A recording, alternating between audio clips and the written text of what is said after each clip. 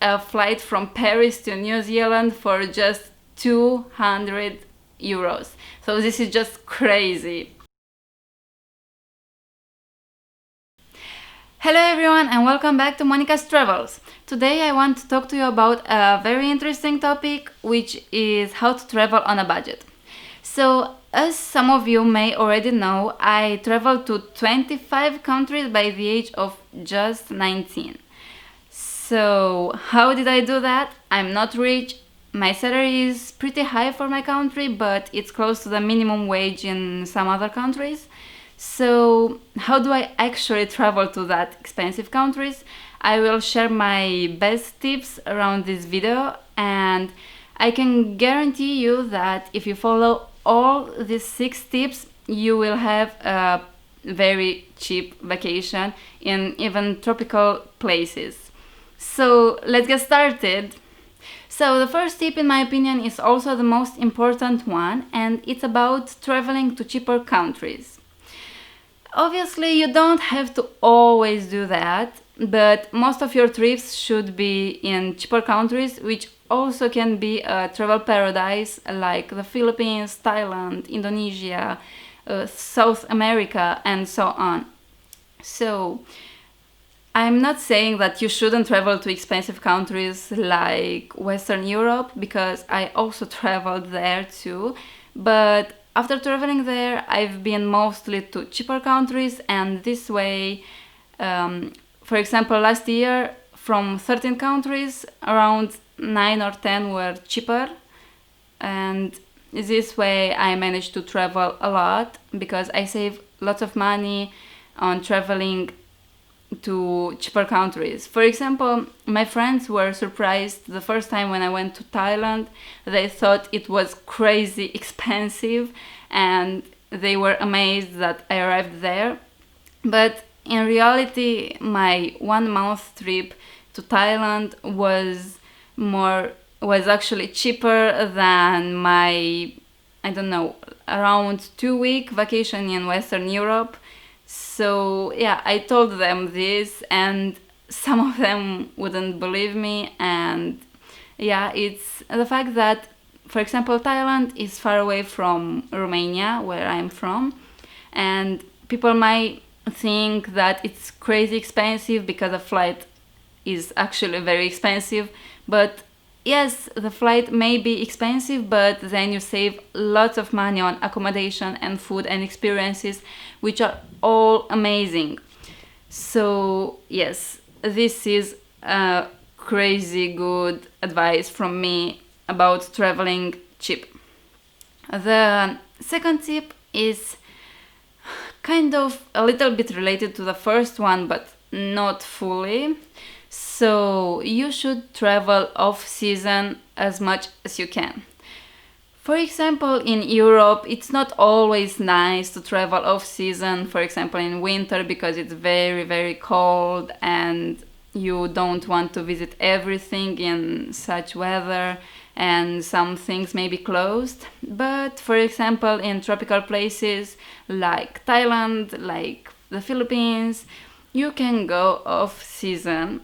Yeah, there might be bigger chances of rain, for example, but it's not always like that. For example, I traveled 4 times to Thailand, and every time I traveled off season, and it was actually great. It was amazing. I had a little bit of rain in some days, but it would be like for 10 or half an hour, and then it would be gone away. And I went to north, to south, and to the center of Thailand, so I visited everything off season, and it was absolutely great. But there might be some bad experiences too. For example, when I was in Japan, there was a big typhoon in those days when I was there, and I was just crazy scared. But honestly, it was absolutely for nothing, because I would just stay in my room all night and nothing bad happened. I mean, I just had to stay inside and I would be safe. Another example is when I was in Cambodia and I went biking around the city for around 50 kilometers, I just had the worst heavy rain ever. So I couldn't see anything in front of me. The cars were just speeding a lot, and yeah, we had around 10 kilometers left to arrive home, and we were freezing and a little bit scared. So we just stopped and waited for the rain to calm down, and it wasn't stopping. I don't know, I don't remember very well every detail, but at some point of waiting, after like half an hour or 1 hour, we decided to just continue riding until we reach home. It was pretty dangerous because cars couldn't see us very well, but I'm so happy that we arrived very well at home. So the third tip is my absolute favorite, and it's because there are some pages that basically find cheap flights for you.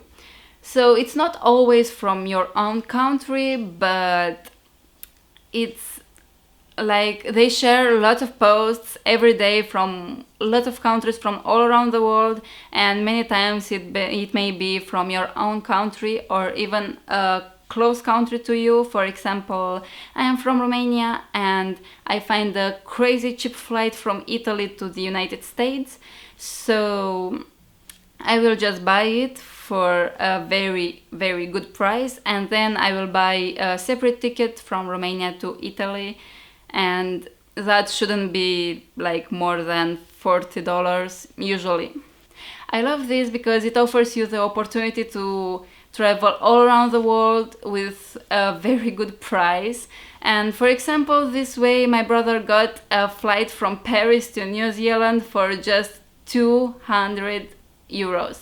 So this is just crazy.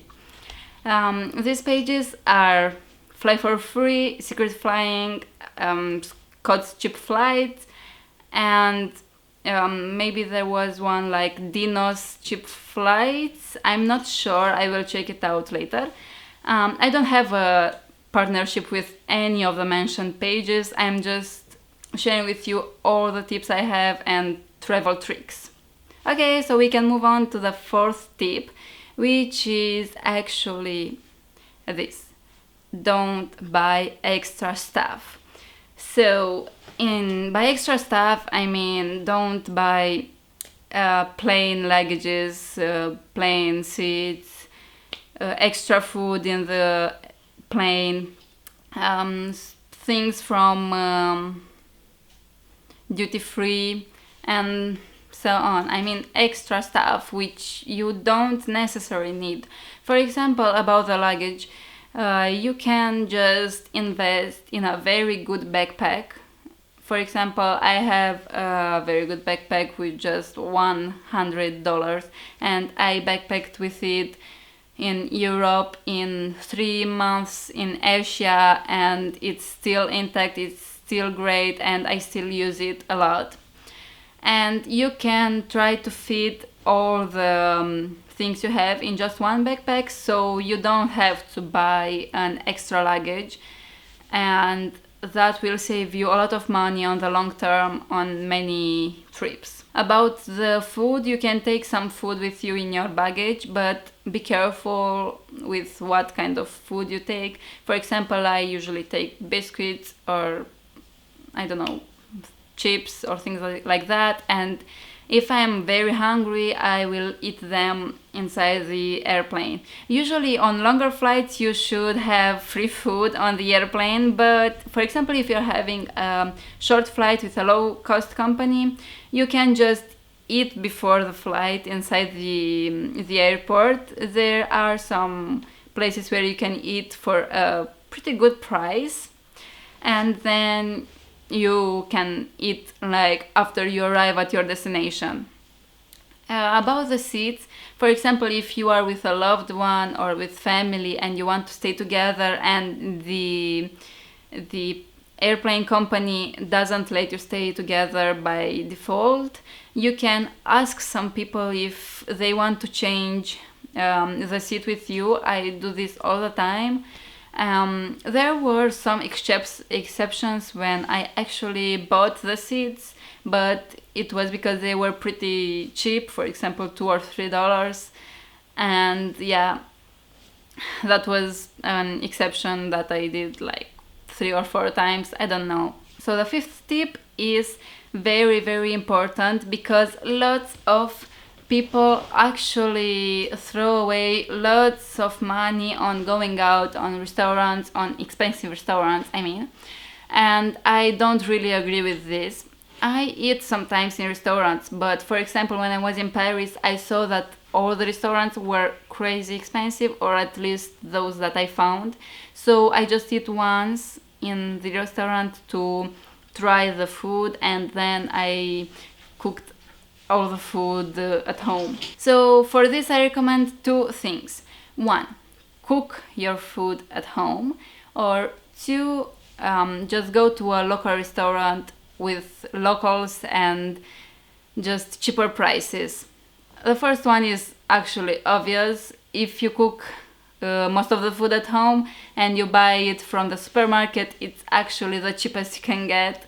It's very cheap, and you actually cook what you like and eat what you like, so it's a win-to-win.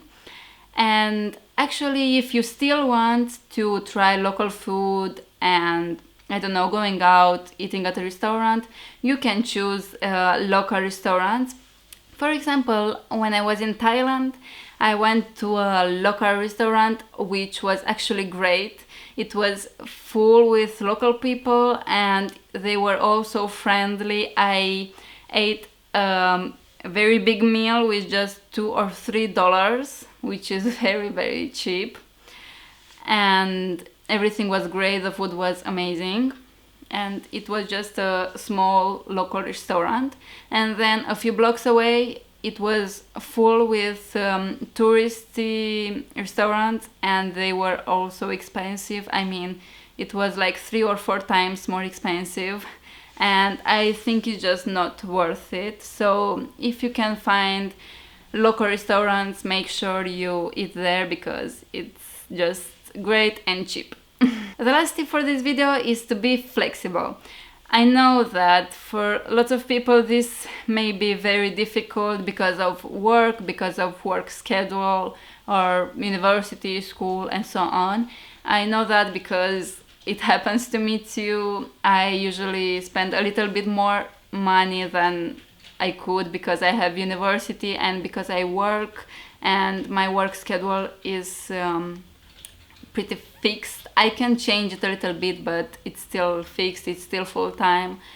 And I wanted to mention this because when you are flexible, you can easily find cheap flights, cheap accommodations, and so on. So for example, if you have 5 free days that are very specifically set, you may find out that if you had those 5 days free, like 3 days afterwards, they would be half the price. So if you are flexible and you have flexible dates, you can choose which date is the cheapest and then buy that flight. And this is also for accommodations. For example, from what I noticed, in weekends the accommodations are much more expensive, or usually they are much more expensive.